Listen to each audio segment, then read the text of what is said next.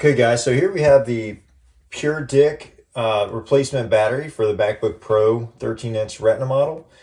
This battery replacement is for late 2013 to early 2015 models. Let's open up, see what we got in here.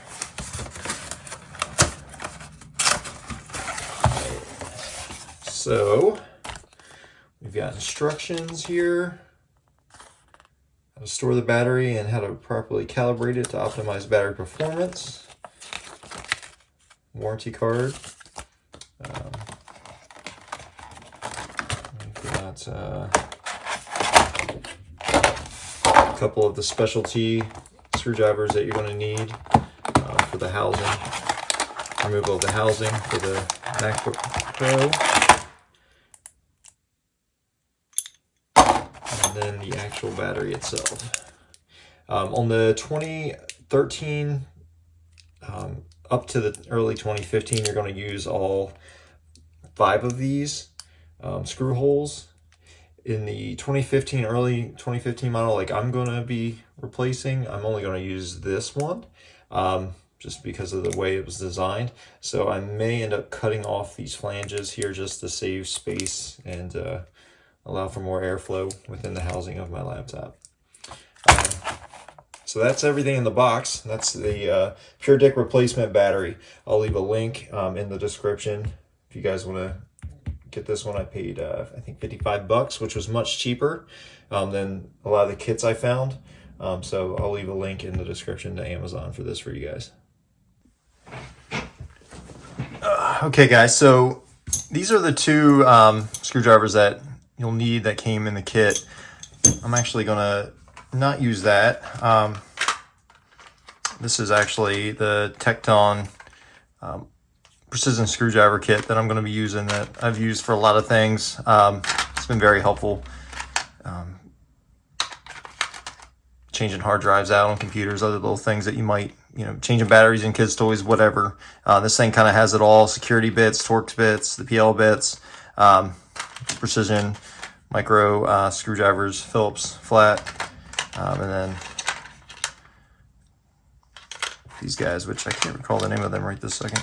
And it's even got a little scraper tool too, and pry bar. So I'll leave a link in the description for this in case you want to get one. Highly recommend it. I've had it for 5 years now. It's worked pretty good for me. So the first thing we're going to need is the PL 1.2 millimeter, and we're going to just go ahead and start taking these off.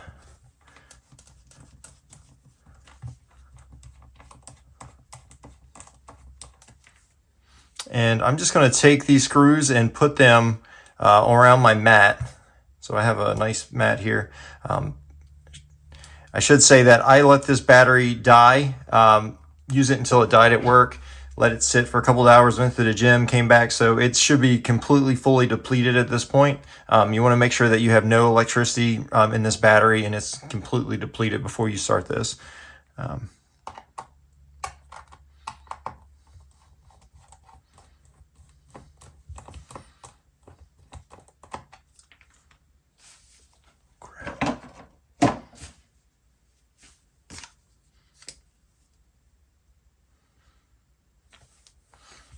These screws are different sizes, so that's why you want to make sure you take a note of where you're getting them from.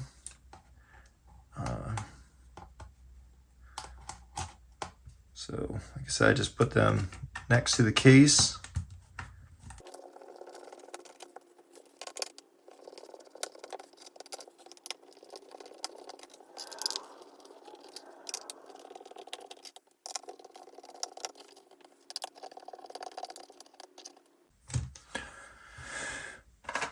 Okay, now that we've got all the screws out, we're going to go ahead and lift off this back panel.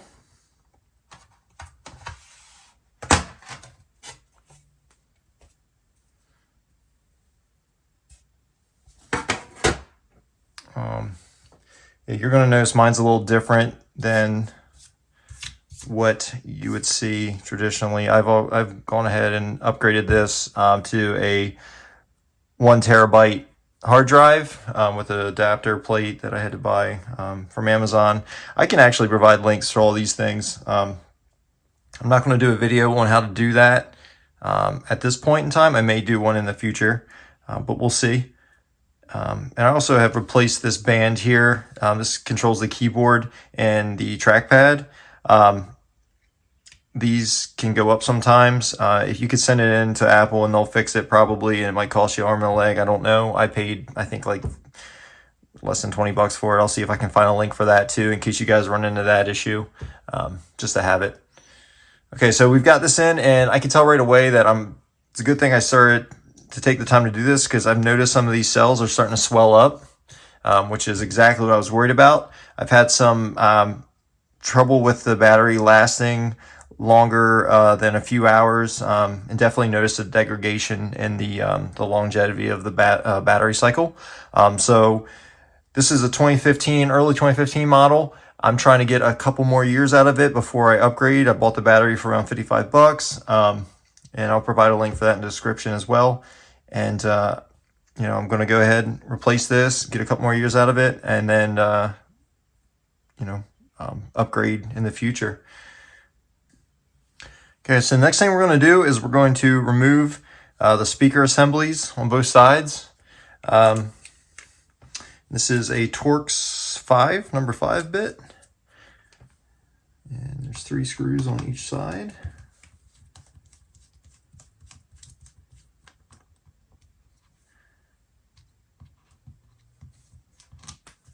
Again, I'm just going to lay that in the same orientation on the side of my mat that I'm working on here. So I've got 3 screws, so I'm going to have 3 screws over to the right hand side. Just in this basically same shape, just a few inches over. So when I go to put this back together, I know exactly what goes where. You might want to make a mental note too. Just I've also noticed that there's a really teeny one, which is on the inside one here. So in case something happens and I knock it loose, or I can find it and figure it out again.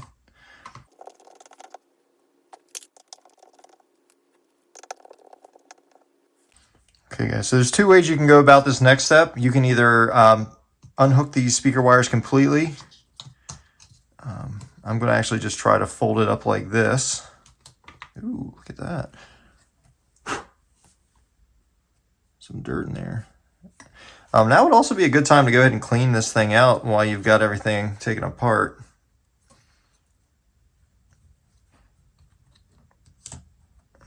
Just fold that up. Get that out of the way. Be very careful not to lose these screws, guys. And next thing we're going to do is we're going to remove this band here. And should just pop this up. All right. I don't know if you can see that in the video, but there's this little flop here. It's just a little hinged piece, and that locks it down into place once it's pressed in there. So you're just going to flip that up with something, and then get under here.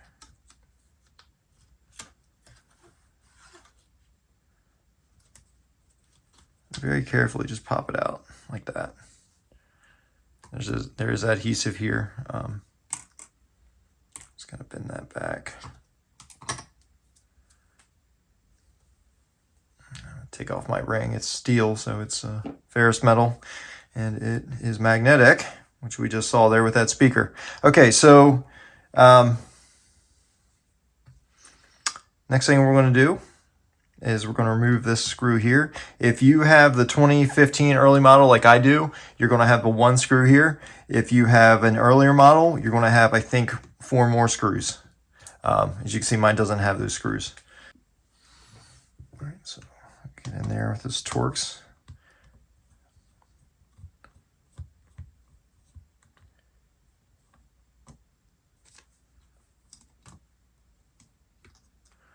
I'll just set that aside. Remember that that's the one that goes to the battery. All right.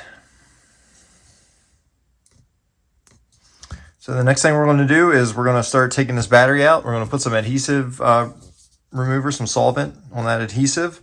Let it sit for a second, and then we're going to pry up these batteries. Okay, so I'm using a 1 milliliter syringe here with a blunt tip. And this is just going to be so I can get the solvent up underneath the batteries here. And I'm going to actually use Goof Off as my solvent. You can, use acetone, and lots of different solvents you could use.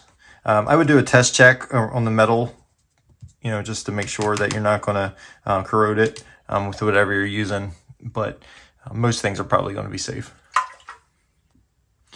Okay, so I'm going to start on the corners, on the sides here. I'm just going to squirt some solvent in there.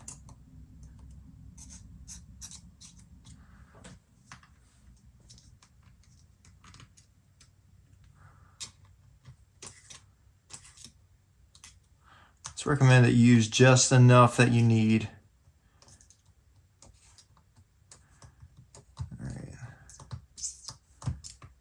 That's a whole 1 milliliter underneath. All right, so we're going to let that sit for a couple seconds. Just going to rock it back and forth a little bit just to let it work in there in the adhesive.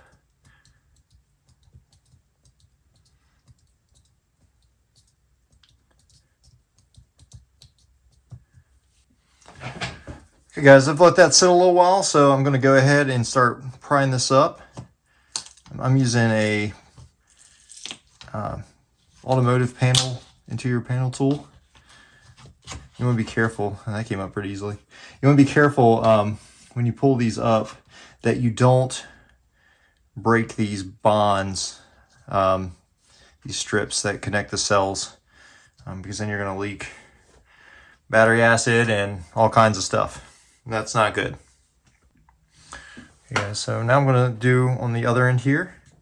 I actually went up with a 5 milliliter syringe, just because just don't want to keep refilling it.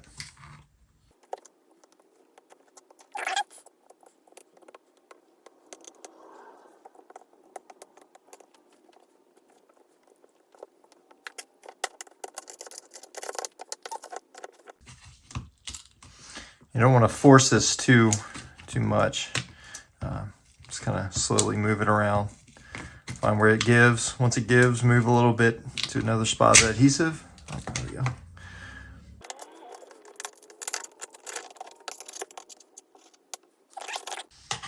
Should probably be wearing gloves.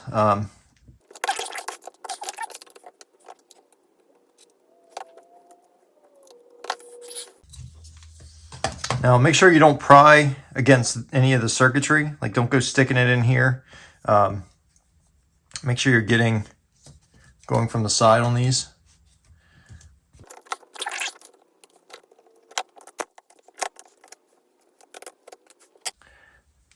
I'm going to go ahead and unhook this now.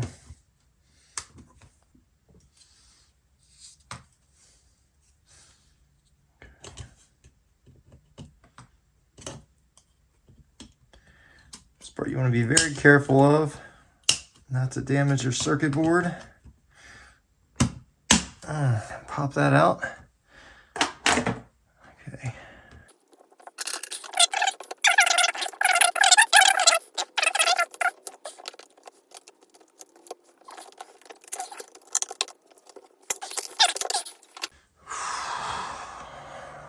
All right, so that's remove of the old battery. And you can see why you don't want to use too much solvent if you can help it, because there's a lot of stuff going on here. You got your trackpad underneath the battery in the center. You don't want to get any solvent spilled in there. And you don't want like the adhesive to become liquefied and then get into your system. To really mess some stuff up. So now that you've got the battery out, you want to go ahead and get whatever residual adhesive strips are left.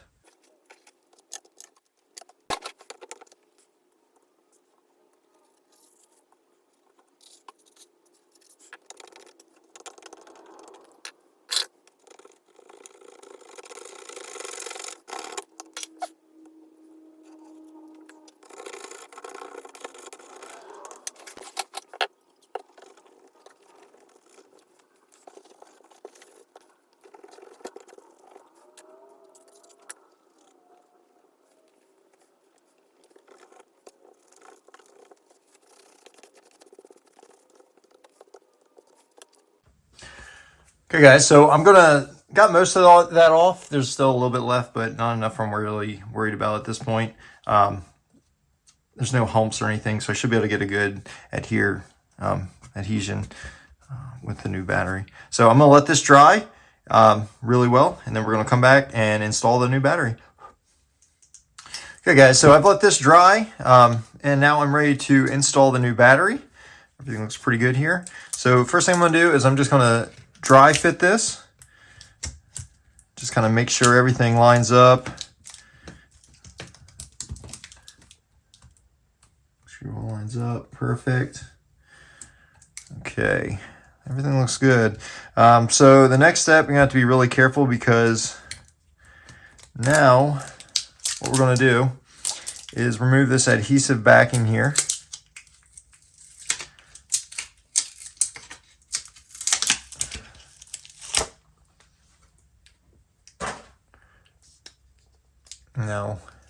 Now we're live. So once this goes down, it's not coming up too easy, as you saw when I installed. So you know what I'm actually going to do? I'm going to get this screw set.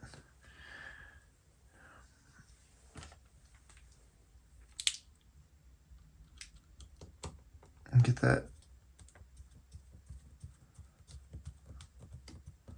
There we go. All right, now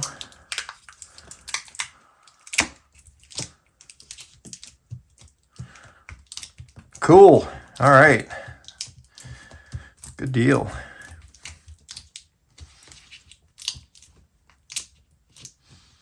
Everything's lined up.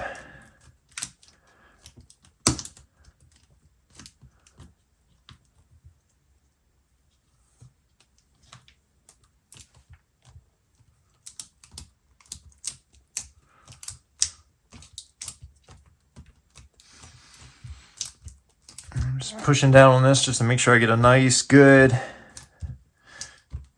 seal on that adhesive.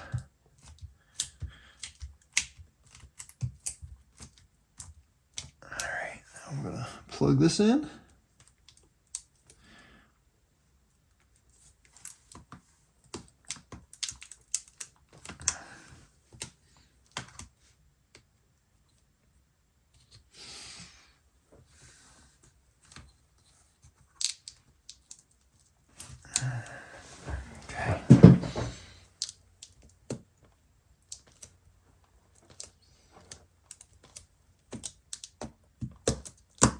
All right, got that.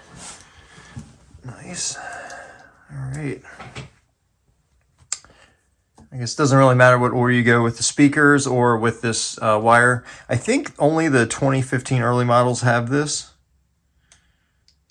So if you have an older version, you may not have this issue. You just want to be very careful and just line this up. Slide it in there.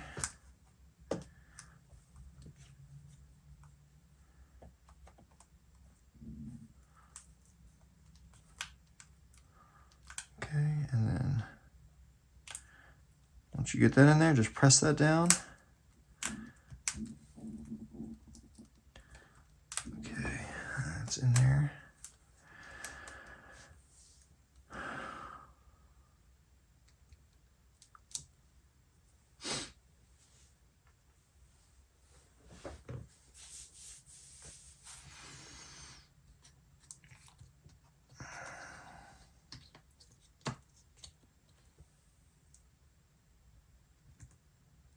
When you get here, make sure this cable goes underneath.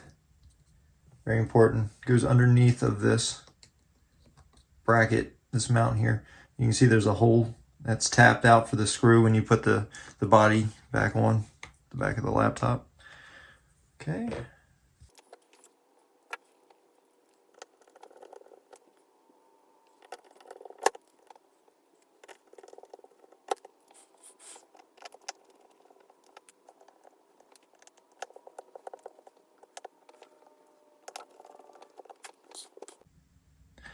right, so now we're gonna put the cover back on.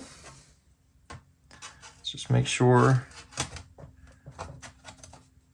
look at everything, just line the holes up. Shake it around, just make sure everything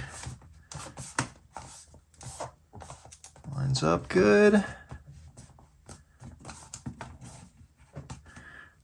And just plop those back in the order they came out.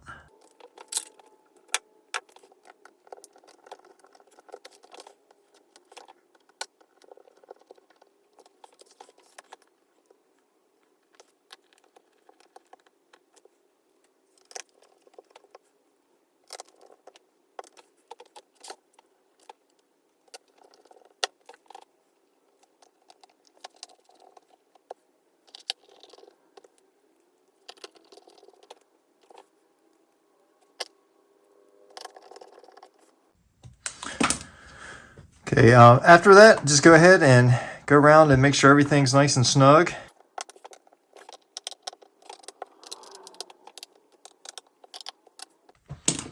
All right.